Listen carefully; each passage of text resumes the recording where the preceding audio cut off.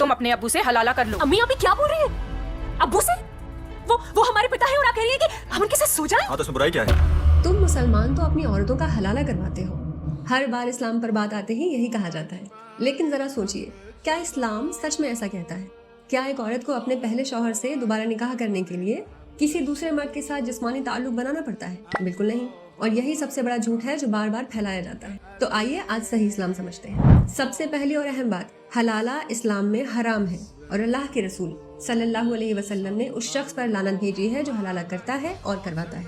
यानी पहले से ही ये तय करके किसी औरत की किसी दूसरे मर्द से शादी करवाना सिर्फ इसलिए कि बाद में उसे पहले शौहर के साथ वापस भेज दिया जाएगा, ये इस्लाम में जायज नहीं है बल्कि गुनाह है। अब असली बात समझिए, इस्लाम में तलाक कोई इंस्टेंट खेल नहीं है बल्कि एक मरहलेवार अमल है।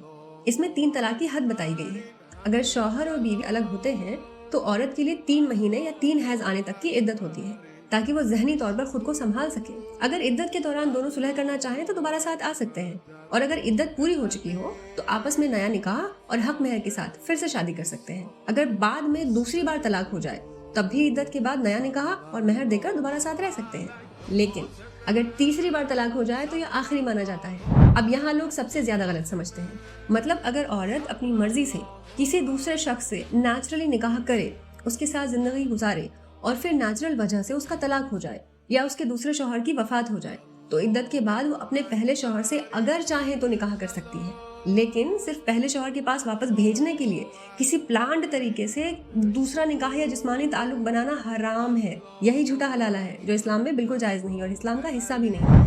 ये सख्त हद इसलिए रखी गई थी क्योंकि उस दौर में अरब मर्द अपनी बीवियों पर जुल्म करते थे, उन्हें बार बार तलाक देकर और फिर वापस बुलाकर, ताकि औरत हमेशा बेयकीनी रहे और हमेशा उनके काबू में रहे। इसी जुल्म को रोकने के लिए अल्लाह ने तीसरी तलाक के बाद ये आखिरी हद रख दी।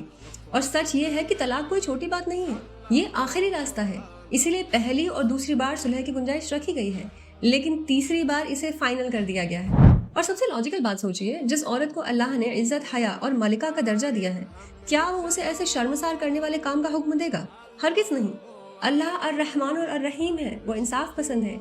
इसीलिए आगे से अगर कोई भी ऐसी बात आप सुने जो नाइंसाफी लगे तो उसकी हकीकत जरूर जानिए, क्योंकि अक्सर जुल्म इंसानों का बनाया होता है, इस्लाम और अल्लाह का नहीं।